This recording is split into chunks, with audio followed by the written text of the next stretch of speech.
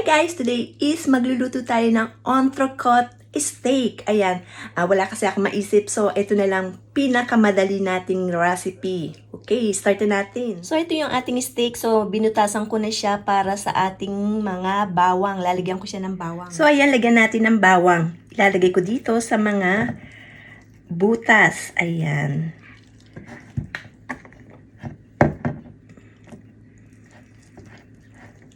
Yan, para malasa siya, so nilagyan ko siya ng marami. Yan. So, ito siya. So, ayan na siya. Nilagyan na natin ng bawang. Lagyan naman natin ngayon ng butter. Ayan, pinutasan ko rin para manuot sa loob niya yung butter.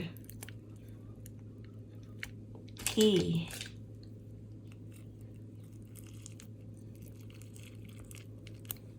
At yung iba is lagay na natin dyan. Lagyan na natin ng salt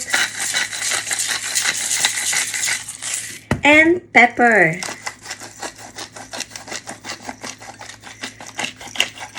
Voila! Ready ng isa lang. Ayan, ilagay na natin sa oven.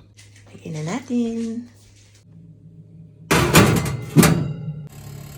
So, ayan, medyo luto na yung kabila. So, ibaliktad na natin. Ayan. So, nabaliktad na natin. Okay, ayan na, luto na, ready to eat. Okay, ayan na. Diba? Bon appétit. Yummy. D'autres dansent. Jean, lui, il danse. Parce qu'avec plus de 500 km d'autonomie,